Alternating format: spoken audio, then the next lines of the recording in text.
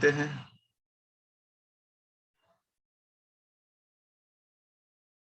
एक एक्सपेरिमेंट देखते हैं। इस एक्सपेरिमेंट में क्या है? इस एक्सपेरिमेंट का जो मुद्दा है वो है synthesis of kappa light chain. एक प्रोटीन है of immunoglobulin from mouse myeloma sales. Mouse myeloma sales में कप्पा लाइट चेन को, चूंकि कप्पा लाइट चेन जो है इसका सिंथेसिस जो है वो एंडोप्लाज्मिक रेटिकुलम में होता है। तो देखिए सबसे पहला जो सिस्टम है इसका, उसमें है रेटिकुलोसाइट्स। रेटिकुलोसाइट जिसको हम लोग बोलते हैं यंग एराथ्रोसाइट। जब आरबीसी बन रहा होता है ना, तो शुरुआती दौर में उसका एक स्टेज होता है, जिसे हम लोग बोलते हैं रेटिकुलोसाइट। उसमें कोई एंडोप्लाज्मिक रेटिकुलम नहीं है, कंटेनिंग नो एंडोप्लाज्मिक रेटिकुलम, कोई एंडोप्लाज्मिक रेटिकुलम नहीं। ठीक है, तो इससे क्या रिजल्ट आता है? इसका रिजल्ट ये है कि पॉलीपेप्टाइड का जो सिंथेसिस है, द सिंथेसाइज्ड पॉलीपेप्टाइड, जो पॉलीपेप्टाइड बना है was about 15 amino acid residues longer at end terminal। ठीक है, अब देखिए जो पॉलीपेप्टाइड बना है उसमें उसके एंड टर्मिनल पर 15 अमाइनो एसिड ज्यादा था। ठीक है, तो सवाल आया कि ये कौन सा अमाइनो एसिड, ये जो 15 ज्यादा एक्स्ट्रा अमाइनो एसिड दिख रहा है वो कौन सा अमाइनो एसिड है? तो लोगों ने जब इसको रिसर्च करके फाइंड आउट किया तो ये देखा क्या कि ये जो है वो सिग्नल पेप्टाइड है।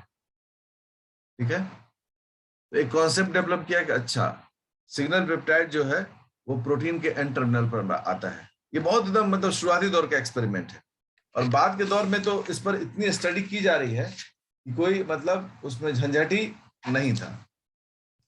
एक दूसरा भी एक्सपेरिमेंट कंडक्ट किया गया, सेकंड एक्सपेरिमेंट, और तब जाके कंक्लूजन में आएगा 2।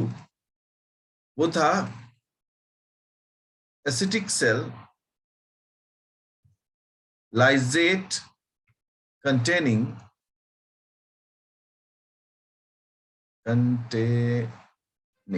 हाँ ascitic cell lysate containing microsome.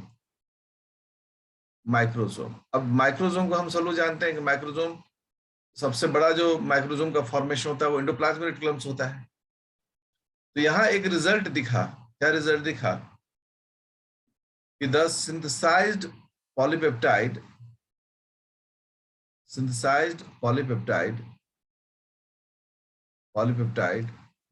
was smaller। इसमें जो पॉलीपेप्टाइड बना वो छोटा बना। तो छोटा बनना इसका मतलब है कि एक जो पॉलीपेप्टाइड बना उसके एंड का कुछ हिस्सा जो है वो कट कर अलग हो गया। इसका रिजल्ट क्या हो गया कि पॉलीपेप्टाइड छोटा हो गया। अब ये सब जो एक्सपेरिमेंट थे वो एक्सपेरिमेंट साइंटिस्ट के दिमाग में भूचाल लाया कि जो प्रोटीन बन रहा है एंडोप्लाज्मिक रेटिकुलम में, उसमें एक्चुअली इतना इश्यूज क्यों आ रहा है, क्यों उसका साइज या तो बड़ा आ रहा है या फिर साइज उसका छोटा आ रहा है। तो इसका जो फाइंडिंग्स था वो इस प्रकार से था, जो एंड टर्मिनल है पॉलीपेप्टाइड का, end terminal of polypeptide acts as a signal. सबसे पहला इसका जो कंक्लूजन दिया उसमें क्या था, जो एंड टर्मिनल का हिस्सा है वहां पर सिग्नल है, वहां सिग्नल है फॉर द, इसके लिए ribosomal attachment on endoplasmic reticulum. Ribosomal attachment on endoplasmic reticulum, ये तुम सब जानते हैं। ये जो राइबोसोम होता है वो राइबोसोम एंडोप्लाज्मिक रेटिकुलम पर जुड़ जाए, इसके लिए इस सिग्नल पेप्टाइड में कोडिंग होते हैं। ठीक है, अब यहां पर जो दूसरा सवाल आया कि अब कोई भी प्रोटीन है, मान लो हम एक प्रोटीन बना रहे हैं, इस प्रोटीन का एन टर्मिनल पर यहां पर क्या है, सिग्नल पेप्टाइड है, इसको हम लोग एसपी कह रहे हैं, सिग्नल पेप्टाइड। अब इस प्रोटीन का दो ही स्टेटस हो सकता है। पहला स्टेटस विथ सिग्नल पेप्टाइड,